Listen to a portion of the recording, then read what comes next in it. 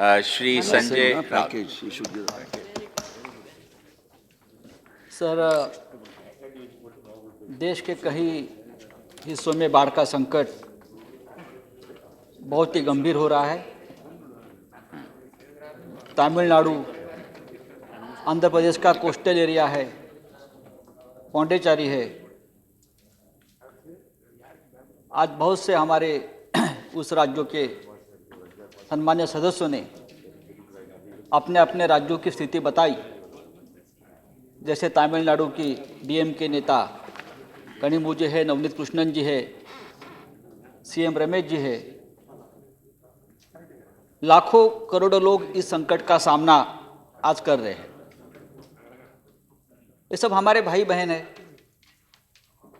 जैसे मुंबई में एक बहुत बड़ा हिस्सा है जहां साउथ इंडिया के लोग, तमिलनाडु के लोग बड़ी संख्या में रहते हैं। हमारे धारावी में, माटुंगा में, तुमिनी तमिलनाडु है। तो सुबह से वहाँ के लोग भी हमें पूछते हैं कि क्या हो रहा है, क्योंकि वहाँ के रिलेटिव्स एक दूसरे के साथ जो रिश्ता है। लेकिन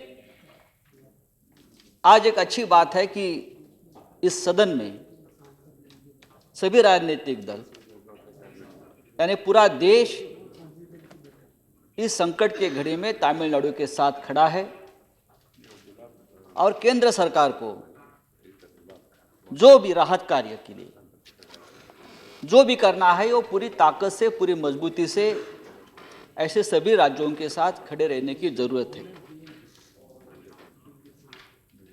ये कोई राजनीति का विषय नहीं है।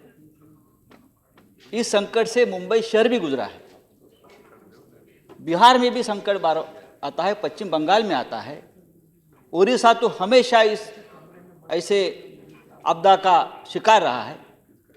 तो हमारे देश में किसी भी राज्य में इस प्रकार का संकट आ सकता है। तो मैं मानता हूं जब किसी राज्य पे इस प्रकार का संकट आता है तो पूरा देश का संकट होना चाहिए, चाहे बाढ़ हो, चाहे सूखा हो। मैं मानता हूं कि ये मौसम की असहिष्णुता है कि वहां पानी और महाराष्ट्र में सूखा है। अगर थोड़ा पानी महाराष्ट्र में आता तो हमारे किसान भी इस संकट से थोड़े से बाहर निकल जाते। लेकिन तमिलनाडु में इतना बाढ़ है कि 2-2 फ्लोर तक पानी चढ़ गया है और महाराष्ट्र में 15,000 गांव में पानी का बूंद तक नहीं गिरा है। मराठवाड़ा में किसान आत्महत्या कर रहे हैं। तो ये एक नेचुरल कैलेमिटी है, जो कहाँ पानी है, कहाँ सूखा है, मैं ये बोल रहा हूँ। लेकिन आज जहाँ सबसे बड़ा संकट है, तमिलनाडु का संकट है, आंध्र का संकट है, तो मुझे लगता है कि उस बारे में हम राहत कार्य क्या कर सकते, उस बारे में चर्चा होनी चाहिए। अभी मैंने जैसे कहा कि वापस मुझे जानकारी है कि आने वाले 72 आवर्स में वापस ये रेन की पोजीशन क्रिटिकल है। यह हमारे मौसम विभाग ने कहा है कि आने वाले 72 आवर्स में क्रिटिकल पोजीशन वापस हो सकती है। लेकिन मेरा सवाल है कि जब 15 दिन से बारिश हो रही थी तो उसके पहले 4 दिन ये उसको अनुमान क्यों नहीं लगाया कि 4 दिन के बाद इतना बड़ा बरसात, इतना बड़ा बाढ़ आने वाला है और ये संकट आने वाला है। जब बारिश शुरू है तो आप बताते हैं कि 4 दिन और बारिश होने वाला है, लेकिन उससे पहले हमारी यंत्रणा, हमारी सिस्टम, हमारा डिजास्टर मैनेजमेंट हम बना रहे हैं, वो कहाँ जाता है? वो भी बह जाता है क्या? पूरे देश में अगर इस प्रकार से बात होती रहेगी तो डिजास्टर मैनेजमेंट का कोई अर्थ नहीं रहेगा।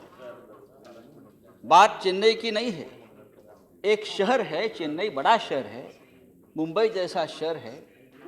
एक घर जब बह जाता है तो एक घर खड़ा करने में कितनी तकलीफ होती है हम सबको मालूम है। एक बड़ा शहर पानी में गया है, वहाँ के अस्पताल, वहाँ के स्कूल, वहाँ के कॉलेजेस, वहाँ की इंडस्ट्री, वहाँ के ऑफिस, ये सब बनाना इतना आसान नहीं है। तो मुझे लगता है कि एक नेचुरल कैलेमिटीज है और हमारे देश के सभी लोगों ने इस भयंकर संकट के लिए सरकार के साथ और तमिलनाडु की जनता के साथ खड़े रहने की ज़रूरत है। जब इस प्रकार का संकट आता है तो सरकार की तरफ से कहा जाता है कि पैसों की कोई कमी नहीं है, हम जितना पैसा चाहे हम दे देंगे। लेकिन ये संकट गुजर जाने के बाद बार बार यहाँ पैसों की मांग होती है, पैसा नहीं मिलता है, धनराशि नहीं मिलती है। तो इस बारे में भी हमको अभी सरकार को निर्णय लेना होगा कि चेन्नई जैसे शहर या मुंबई जैसे शहर जब संकटग्रस्त होते हैं तो पूरे देश की अर्थव्यवस्था को, डेवलपमेंट को नुकसान होता है, ये देश का नुकसान है। तो ऐसे शहरों को एक ताकत देने की, मजबूती से उसके साथ खड़े रहने की ज़रूरत है। तो मुझे विश्वास है कि आज जो चर्चा सदन में हो रही है उससे यही निर्णय होगा कि ऐसे शहरों को ताकत दी जाएगी और जो तमिलनाडु की जनता है जो संकट में है, पौंडीचेरी की जनता है जो संकट में है, आंध्र प्रदेश की कोस्टल एरिया की जनता जो इस संकट के साथ आज सामना कर रही है, हम सब उनके साथ है। मेरी पार्टी शिवसेना भी उनके साथ है। धन्यवाद। Thank you very much. हुई है, चिंता भी सबको है और ऐसा बार बार होता भी है। कभी किसी राज्य में बाढ़ आ गई, किसी में सूखा आ गया।